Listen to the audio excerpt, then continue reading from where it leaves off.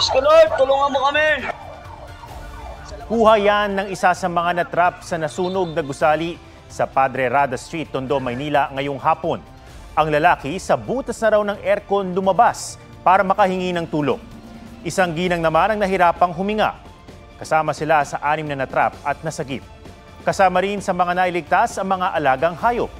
Ayon sa Manila Fire Department, nahirapang makalabas sa mga residente dahil inabot na rin ng makapal na usok ang fire exit. 5 pamilya ang naapektuhan ng sunog na inaalam pa ang sanhi. Nag-adjourn ang sesyon ng Senado nang hindi tinatalakay ang impeachment complaint laban kay Vice President Sara Duterte, ang kauna-unahang Vice Presidente ng Pilipinas na inimpeach ng Kamara. 2 posibilidad sa impeachment trial, simulan nito kahit nakabreak na ang Kongreso kung mapagkakasunduan ng mga senador o di kaya'y magtapos ng midterm elections. Yan ang report ni Tina Panganiban Perez.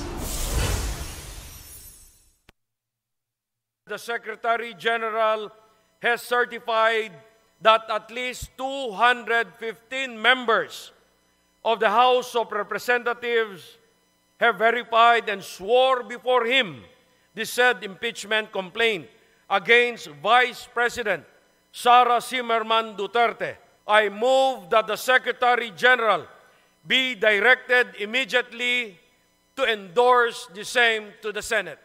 Is there any objection? The Chair hears none. The motion is approved. The Secretary General is so directed. The session is suspended. Umalingaw-ngaw ang palakpakan sa Session Hall ng Batasang Pambansa matapos aprubahan ng mosyong iakyat na sa Senado ang impeachment complaint laban kay Vice President Sara Duterte.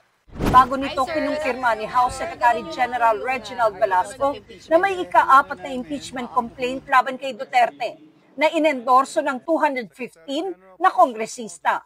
Culpable violation of the Constitution, flagrant betrayal of public trust, graft and corruption, at other high crimes ang grounds for impeachment. Kasama sa mga binanggit na umano'y pagkakasala ng bise, ang pag-amin niya sa isang live broadcast na kumontrata siya ng papatay sa Pangulo, First Lady at Speaker. Ang paglustay umano niya sa confidential funds ng Office of the Vice President at ng Department of Education noong siya ang kalihim nito.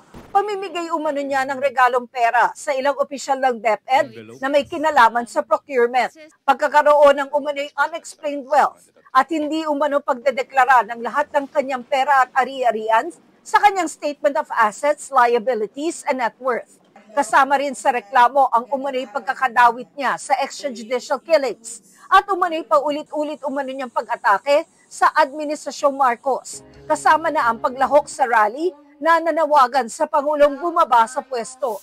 Base sa rules ng Kamara, pwede nang idiretso sa Senado ang impeachment complaint kung may 1/3 o 102 na kongresista na mag-e-endorso rito. Una sa listahan ng mga nag-endorso sa ika-4 na complaint, si Presidential Son at Ilocos Norte Representative Sandro Marcos, habang hindi pumirma si dating Pangulo at ngayon Pampanga Representative Gloria Arroyo.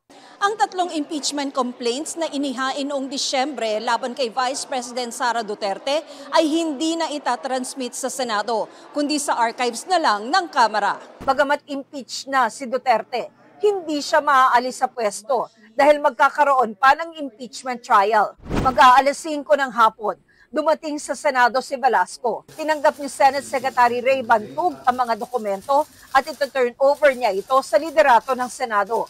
Kailangang maisama ang impeachment complaint sa agenda at mabasa sa plenaryo. Yun nga lang, huling araw na ng sesyon ng Kongreso ngayong araw, bago ang mahigit 3 buwang break para sa eleksyon. Depende na po sa Senado yun. We will respect whatever decision they have. Pero yun po, it's their constitutional duty to act on this. Meron daw possibility na sa June pa nila ma-aksyonan dahil nga naka-break? Pwede rin po. Pwede naman sila mag-convene ng court even during the break, no? Because this is a non-legislative function of the Senate. Base sa Rules of Impeachment ng Senado, si Senate President Chis Escudero ang magpe-preside sa impeachment proceedings, habang tatayong mga judge ang mga senador.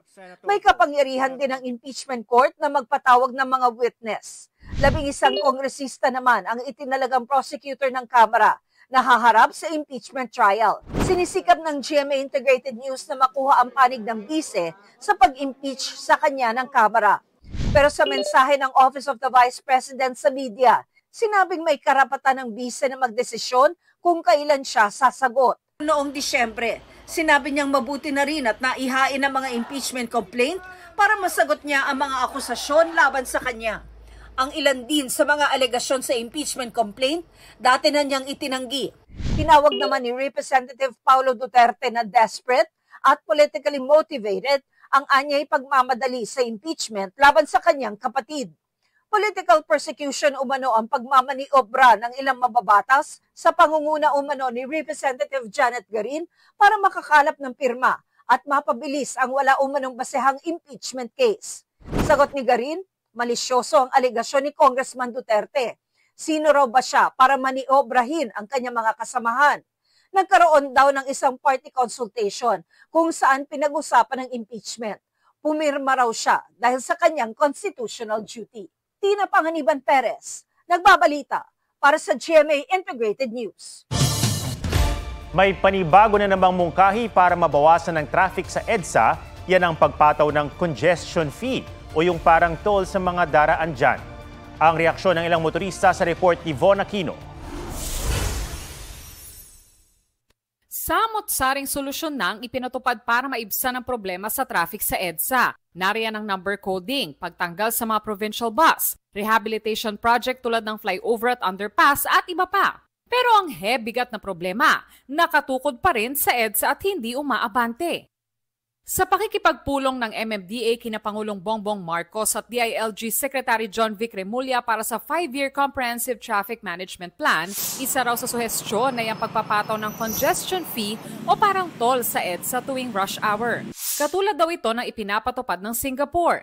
We understand sa ibang bansa tulad ng Singapore, may congestion charges talaga kung saan yung papasok po ng city certain hours, tina-charge po nila ng fee para makapagdala ka ng sasakyan. This is to encourage use of mass public transport.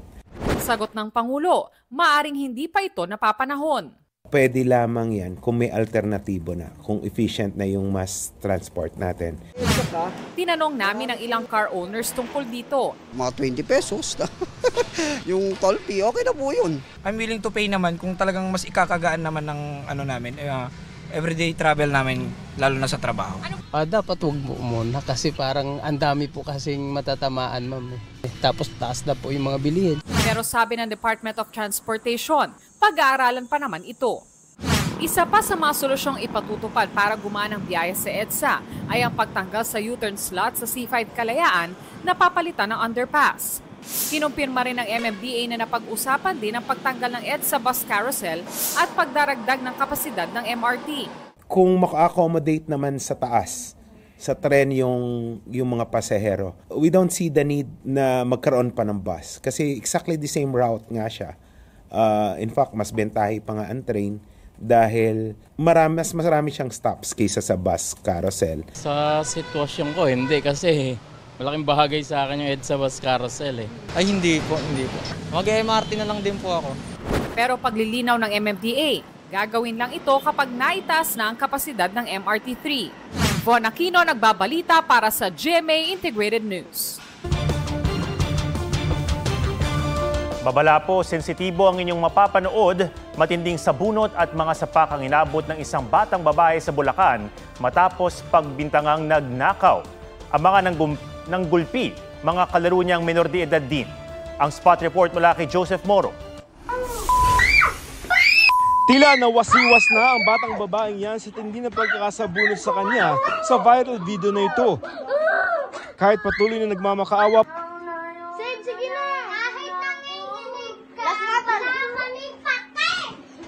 patuloy pa rin ang pambubugbog ng mga batang menor de edad. Bago nito, tila nag-udyukan pa ang mga bata. Sige, pangunahan mo na.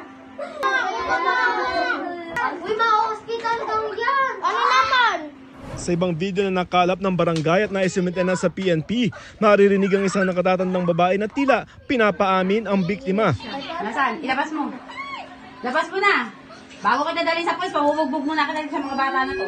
Hindi nyo sinapak, kaya bubugbugin ko kayo.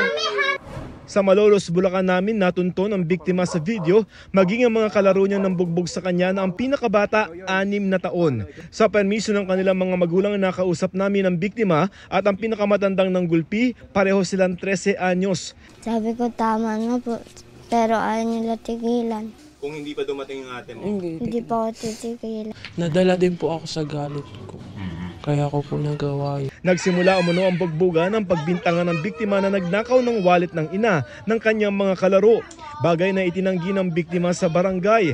Wala ring na-recover na wallet. Pero ang ina ng mga nambugbog nanindigan. Talagang inamin niya sa amin, hindi lang sa akin, sa tanod niya inamin na siya ang kumuha. Hindi naman matanggap ng ina ng biktima ang sinapit ng anak. Puro ano po dito, tas yung panga nangingitim. Dadaanin kami sa pera. Kahit mahirap lang kami, sir. Kailangan ko ano ng anak ko. Desidido ang ina ng nabugbog na menor de edad na babae na magsampa ng kaso. Bagay na tanggap naman ng kabilang partido. Hanggat maaari, naayos namin. Kasi talagang hindi ko talagang gusto. Hindi ko talaga gusto. Kaya ayoko din gawin sa mga anak ko yun.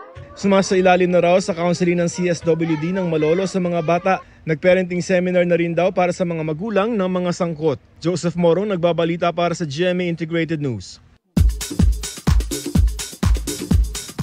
Alam mo, ang ganda mo pala. Original singer ng Tagalog theme song ng Meteor Garden na si Josh Santana. Nagbigay pugay kay Barbie Hsu. Kaisa raw ang singer-turned-doctor sa pag-alala sa great icon. Pero sama ka sa aking biyahe, atin lamang ang araw na ito. Di ko alam hanggang kailan tayo. Yasser Marta, isa ring certified Meteor Garden fan. Sa kanyang IG post, sinabi niyang, "Our millennial heart is crying." Stel ng SB19, kakaiba ang aura sa kanyang long hair era. Ang new look ng former The Voice Kids Philippines coach, bahagi ng Simula at Wakas EP. South Korean superstar Taecyeon itinangging engaged na sa kanyang non-showbiz girlfriend. Kasunod yan ang pagkalat ng ilang larawang kuha umano sa kanyang marriage proposal sa Eiffel Tower. Aubrey Carampel nagbabalita para sa GMA Integrated News. Huwag magpahuli sa mga balitang dapat niyong malaman. Mag-subscribe na sa GMA Integrated News sa YouTube.